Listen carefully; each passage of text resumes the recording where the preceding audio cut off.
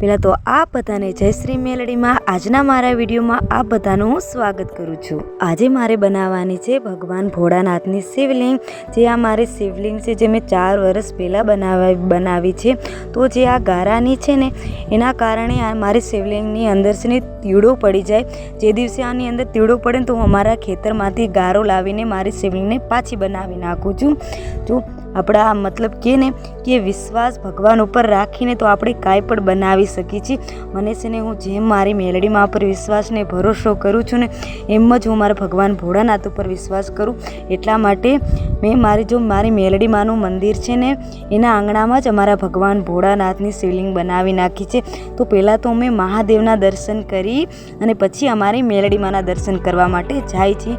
અને હા, તમને બધાને મારા ભગવાનની શિવલિંગ કેવી ગમી કે નહીં, તો પ્લીઝ તમને બધાને ગમે તો પ્લીઝ કોમેન્ટમાં મને જરૂરથી બતાવજો। અને હા, મેં તમને ક્યારેય પણ મારી મેલડીમાંના વિડીયોમાં લાઈક કરો આગળથી ક્યારેય જ નથી કીધું।